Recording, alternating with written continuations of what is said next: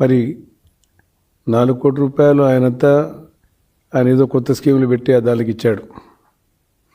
తర్వాత మైనార్టీ సంక్షేమం కోసం 1 రూపాయి కూడా ఖర్చు పెట్టలేదు. మైనార్టీ అభివృద్ధుల కోసం కూడా ఒక ఖర్చు పెట్టలేదు. ఏదైతే 18-19లో తెలుగుదేశం పార్టీ అధికారంలో ఉన్నప్పుడు ఏదైనా సద్భావన అంటే షాదీఖాన్లు కానీ, ముస్లింల బరియర్ల గ్రౌండ్లు కానీ, ముస్లింల ఈద్గాలకు కానీ ఇచ్చిన 25% కంప్లీట్ చేయలేదని చెప్పి మొత్తం 50% చేసిన పనులు కూడా క్యాన్సిల్ చేసిండు. అది జగన్ గారి ఘనత. ఒక్కటి నాకు తెలిసినంత ప్రాక్టికల్గా ఎక్కువగా మైనార్టీ ముస్లిం సోదరులతో నా నిజరకంలో ఉన్నారు. మా జిల్లాలోనే ఉన్నారు, నంద్యాల జిల్లాలో. నాకు తెలిసినంత వరకు ఇప్పుడు 7 మంది శాసనసభలో ఒక పని చేశారేమో గత 5 సంవత్సరాలు.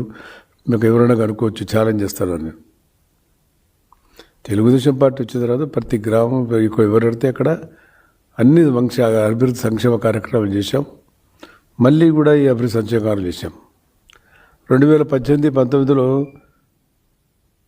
ఎవరైతే పేద ముస్లిం సోదరు పిల్లలు ఉన్నారో వారికి గృహ వసతి కల్పించి ఎడ్యుకేషన్ ఇవ్వాలని చెప్పి PMGY కింద దాదాపుగా 260-70 కోట్లు ఇచ్చాము ఆ రోజుల్లో. ఇప్పుడు ఇచ్చాం. అవి ఇన్కంప్లీట్ చేశాడు ఈయన. ఆ రోజుల్లో చంద్రబాబు నాయుడు గారు ఇస్తే అది ఇన్కంప్లీట్ చేసి వదిలేస్తే మళ్ళీ 260 కోట్ల రూపాయలు ఇచ్చి ఏదైతే ఉన్నాయో మైనార్టీ సోదరులు ఎక్కువగా ఉండే నంద్యాల కానీ, కర్నూలు కానివ్వండి, అదేవిధంగా ఆదోని కానివ్వండి, గుంతకల్ కానివ్వండి, కదిరి, హిందూపురం, ఇట్లా మైనార్టీ ఉండే చోట కేంద్ర ప్రభుత్వం ఆ రోజుల్లో వారి అభివృద్ధి కోసం వారి సంక్షేమం కోసం వాళ్ళు విద్యాపరంగా ముందుకు పోవాలా, వసతి గృహాలు ఏర్పాటు చేయాలి చదువుకోవడానికి అని చెప్పి ఆలోచిస్తే ఎక్కడ కూడా రాష్ట్రంలో ఎక్కడ కూడా కట్టలేదు. ఎక్కడికి గొంగుడు ఎక్కడ వదిలిసిపోయినాడు. దాన్ని మేము కంప్లీట్ చేయాల్సి వచ్చింది మళ్ళీ డబ్బులు ఇచ్చి. అదేవిధంగా మీరు చూస్తూ ఉన్నారు, నేను కాక మొన్న హజ్కి పోయారు చాలామంది. గతంలో హైదరాబాద్ ఎంబార్కేషన్ పాయింట్ తీసుకొచ్చింది చంద్రబాబు నాయుడు గారు. అంతవరకు హైదరాబాద్లో ఎంబార్కేషన్ పాయింటే లేదు.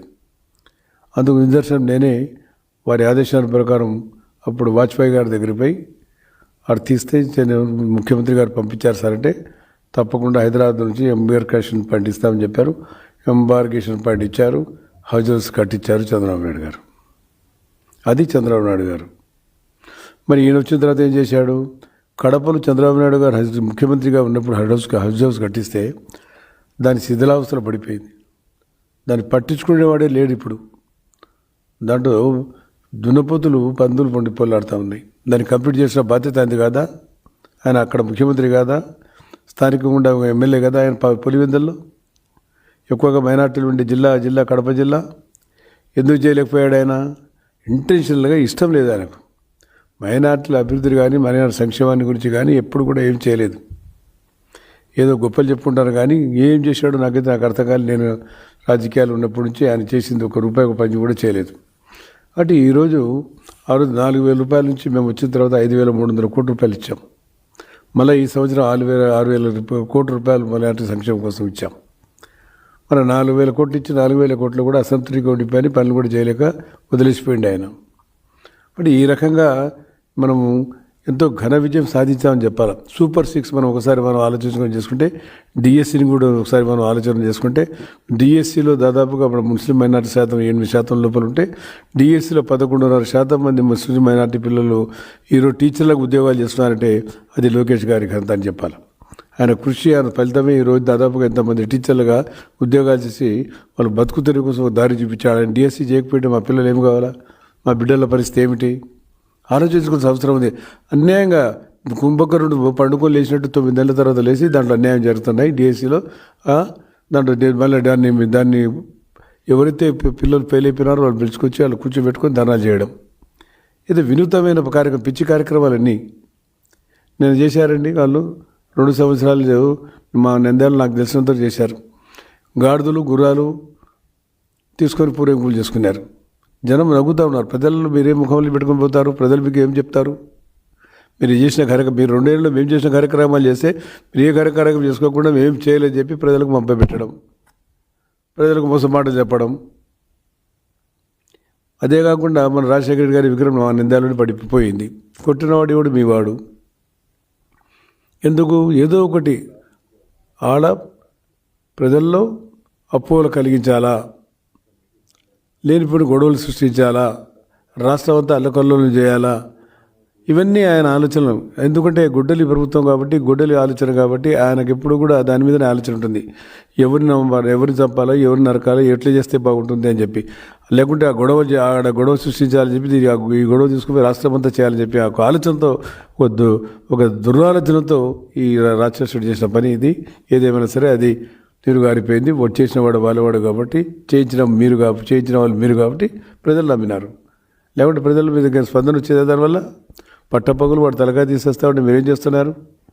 రాత్రి కాదు కదా, మీ కార్యకర్తలు లేరా?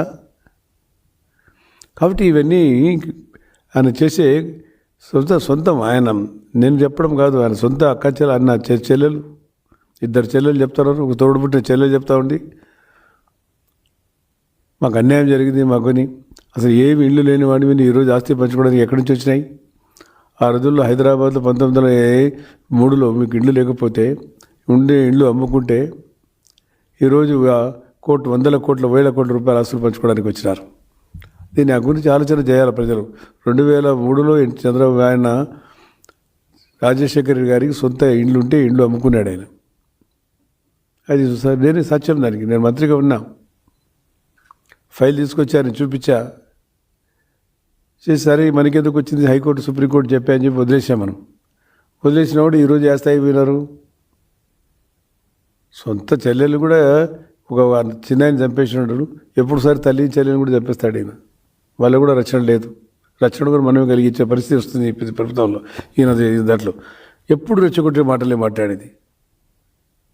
కాబట్టి మేము సంక్షేమాలు చేశాం, ఈయన అభివృద్ధి కార్యక్రమాలు చేశాం, సూపర్ 6 చేశాం. సూపర్ 6లో ఈరోజు తల్లికి వందనంలో ఎంతమంది ముస్లిం సోదరులకు వస్తూ ఉంది. నేను ఉదాహరణకు చెప్పాను.